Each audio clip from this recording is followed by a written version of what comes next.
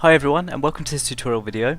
In this video I'm going to be showing you how I draw an eagle head, and for this tutorial I used a mechanical pencil with HB leads on a smooth Bristol board paper, but it doesn't matter the kind of equipment you're using as long as you have a pencil and paper at hand, and I also recommend using a blending stick and a small eraser. I started off by working on the outlines, and I initially worked on the forehead and the top of the head. From the forehead I was able to gauge where I wanted to add the beak, and then from the beak I was able to gauge where I wanted to start the eyebrow.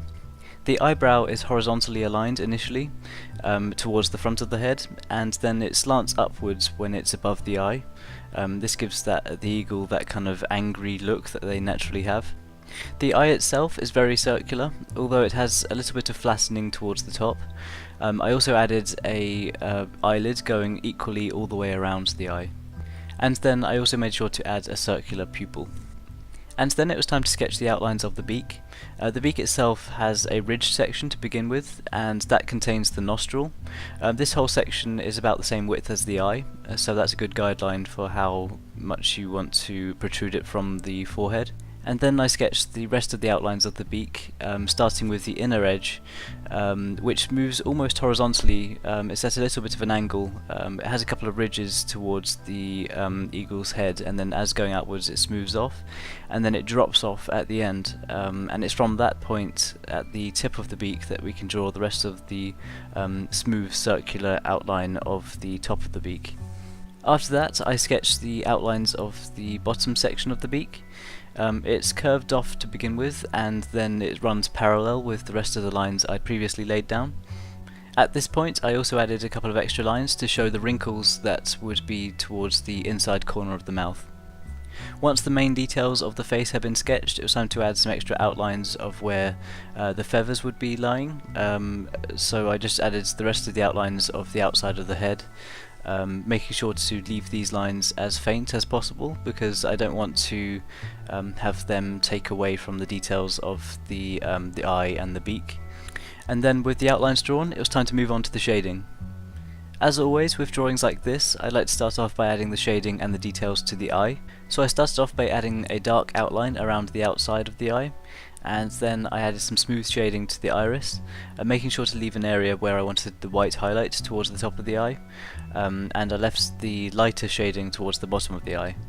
Leaving some darker shading towards the top of the eye is a way of showing the shadow cast by the eyebrow, and it's a great way of making an eye look realistic and 3D, especially when it contrasts with the bright highlight. For any of the smoother shading, I highly recommend using the blending stick.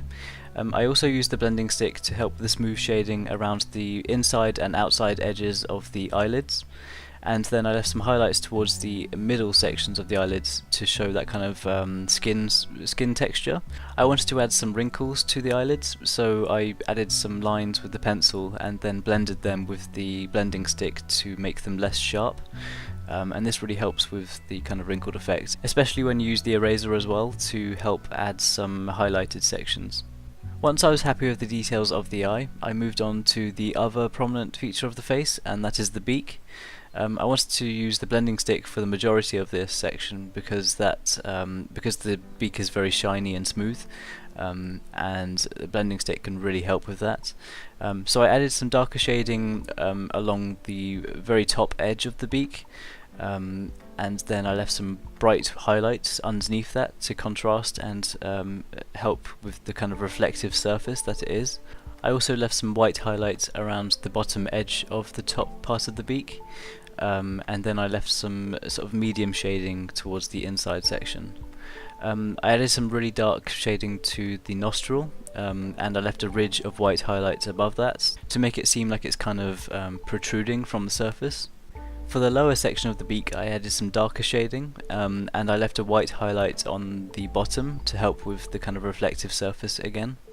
And then for the rest of the details of the beak, I wanted the wrinkles to seem quite prominent, so I added some darker shading towards them, and then I contrasted them with using the eraser to add some highlights right next to them.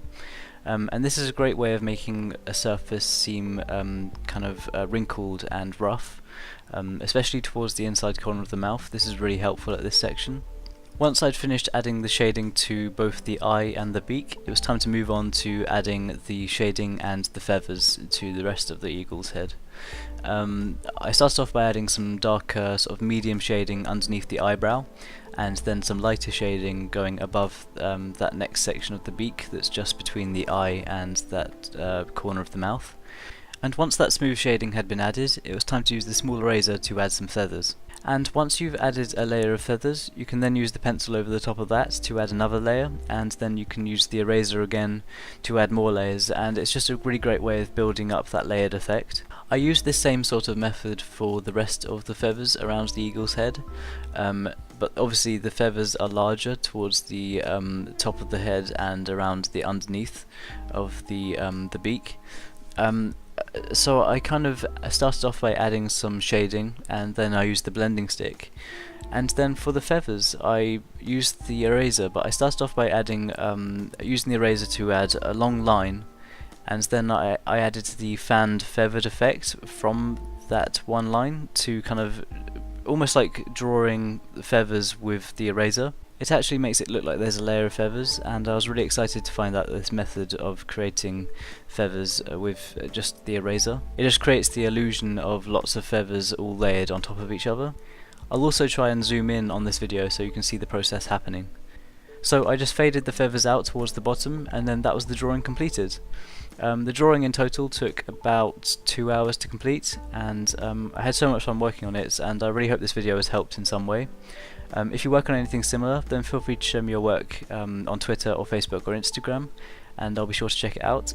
If you enjoy drawing videos and maybe you want to learn more about how to draw, then feel free to subscribe to this channel. And any likes or shares on this video are hugely appreciated, and it really means a lot to me. If you want to follow me on Twitter or Facebook or Instagram and follow along with the progress photos throughout the week, then be sure to check out the links in the description box below. And once again, thank you so much for the support on this channel. I really hope these videos help out. I have so much fun working on them, and I really appreciate the support. Thanks for watching this video, and I'll see you all soon.